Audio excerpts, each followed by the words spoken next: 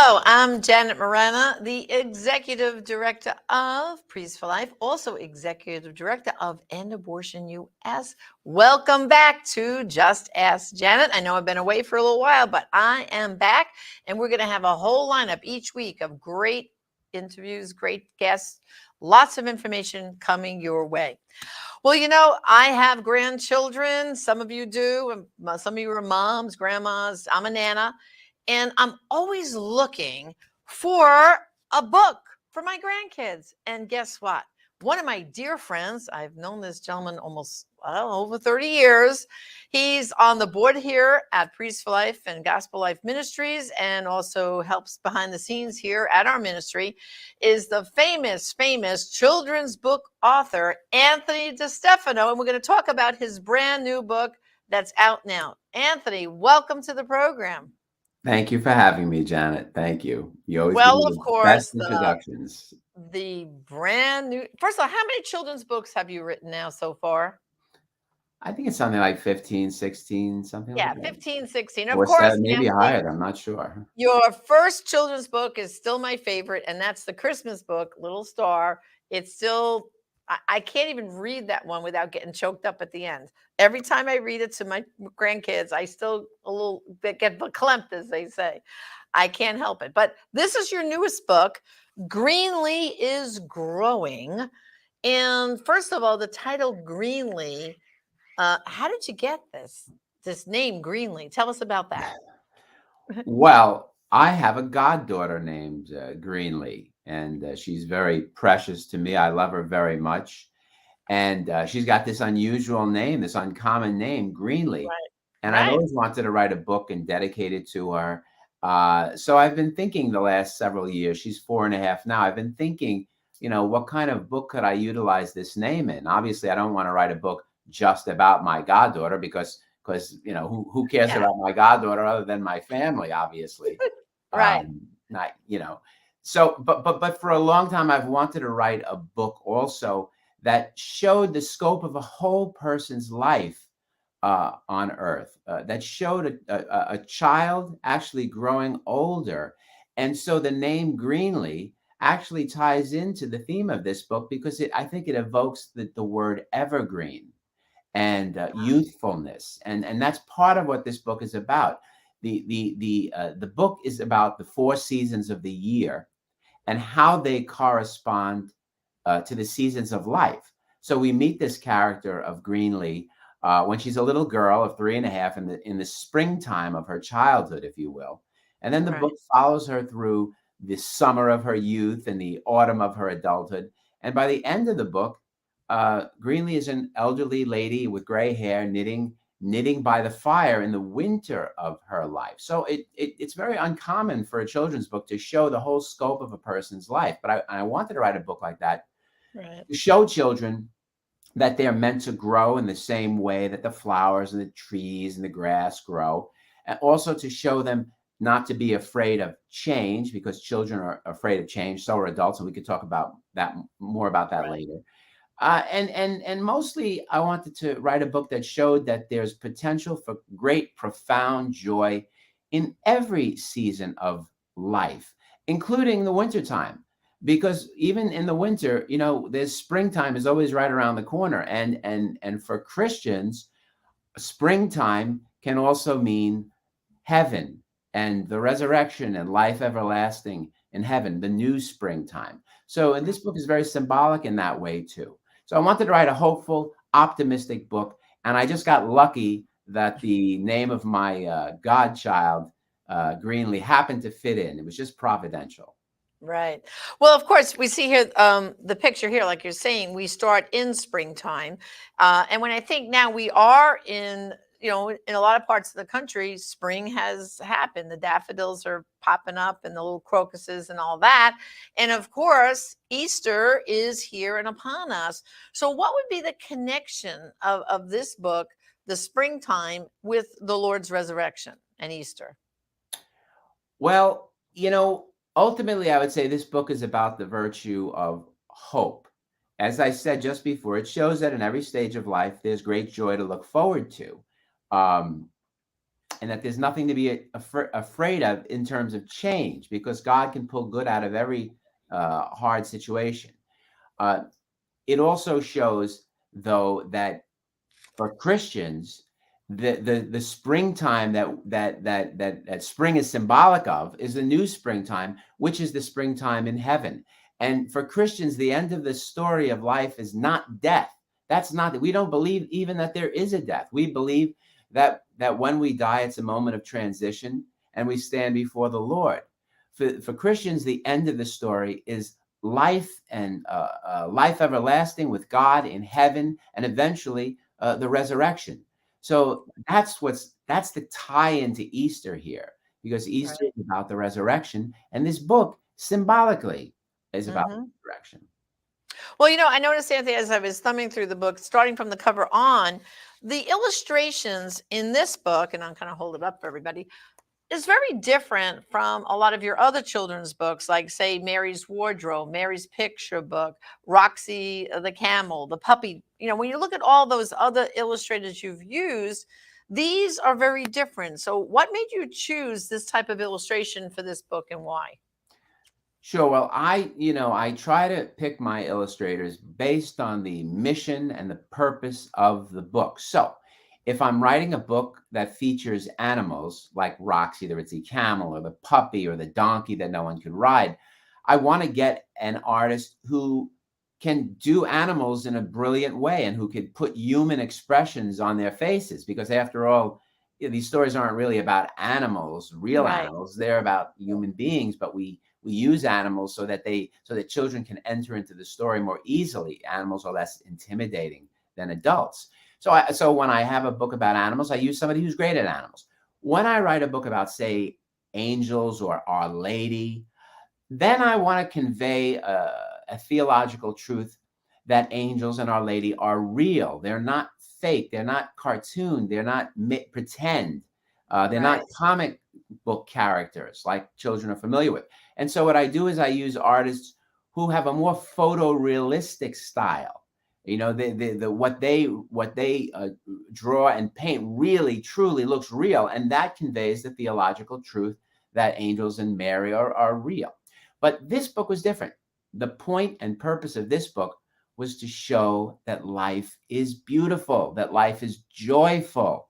And so I wanted to find an artist whose style was joyful. And that's what I did.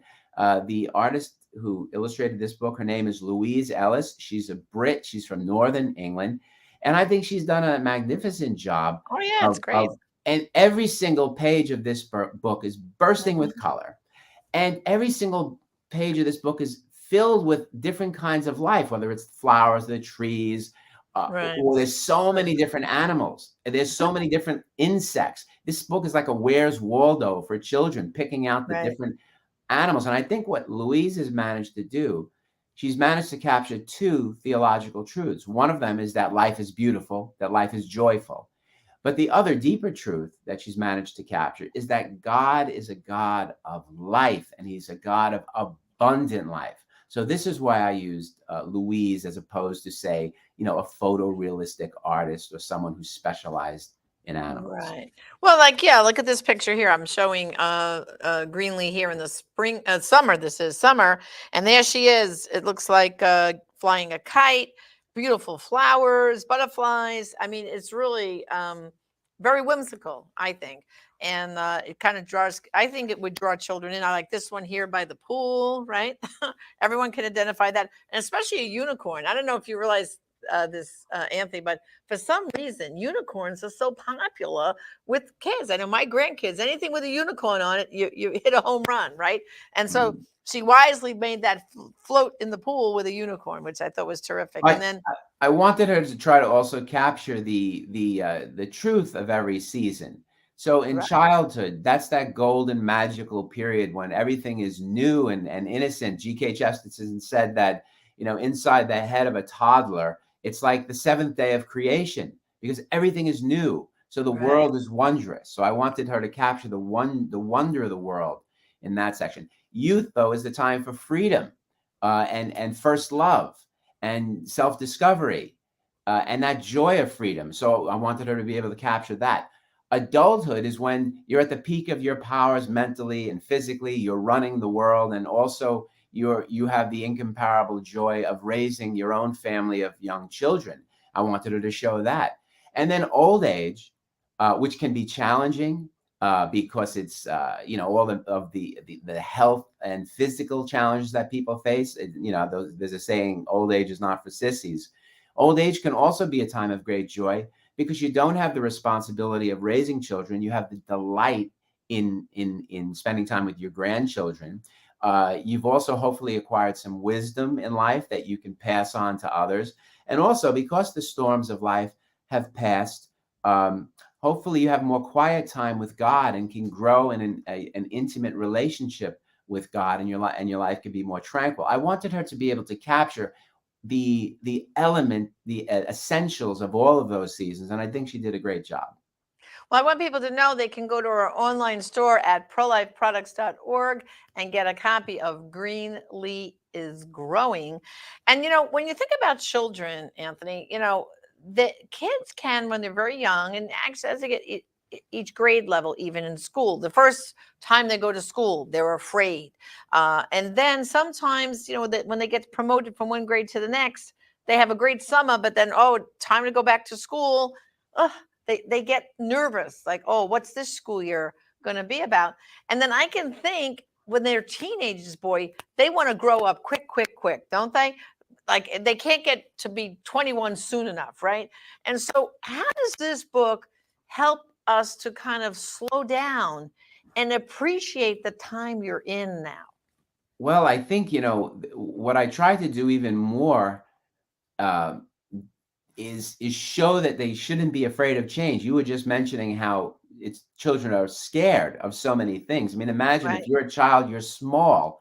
The world is a big place, and everything is new to you. So things that adults take for granted, children and even young people find petrifying. The trip to a routine doctor's appointment, or you're going to go get a haircut, or the first day of school, as you just said, or first day in a new neighborhood, or more serious things like the death of a pet or the death of a grandparent.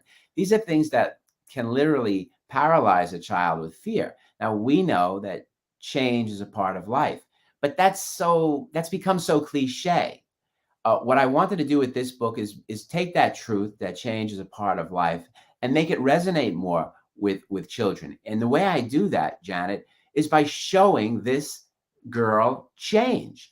In this book, she goes from being a little girl to an old lady. She passes through every stage of her life, and she does it all in 35, 36 pages. That's a lot of change. And yet, throughout the whole book, she's smiling. She's the same Greenlee. She is energetic and exuberant. She has a certain joy of life, and even when she's lost her youth, she's still youthful. So what I really wanted to show was that while it's normal and okay to be afraid of change, it's possible that good can come out of all of those changes, even the changes that we're most afraid of. Well, and then here, this is what strikes me too in the autumn when she's a teenager. And as we know, especially for girls, being a teenager can be very challenging. I think in the culture we have now, where you hear about bullying and all these other scary things happen as teenagers, Greenlee looks like she's having a nice time as a teenager. So what can you say about that?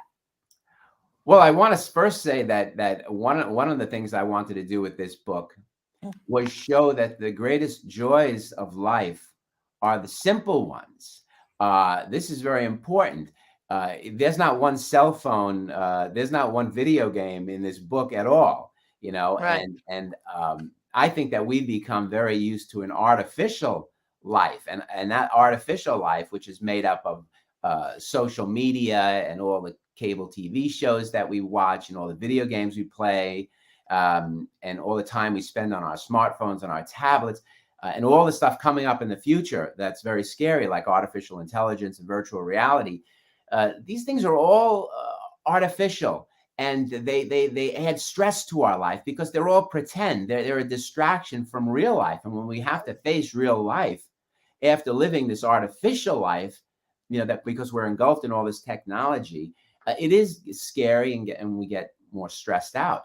I think that most of us agree, though, that despite these technological advances, the greatest joys in life are still the simple ones. And those are the experiences that I try to show Greenlee having in this book: going outside, enjoying the summer sunshine, riding on the waves, going to the beach, smelling a bonfire in the fall, spending time with friends, most importantly, spending time with loved ones during the holidays. These are the deepest, most profound joys that we can have. And if you're able to appreciate those pleasures, then it's going to be easier for you to be happier in life. You have to have that attitude of gratitude.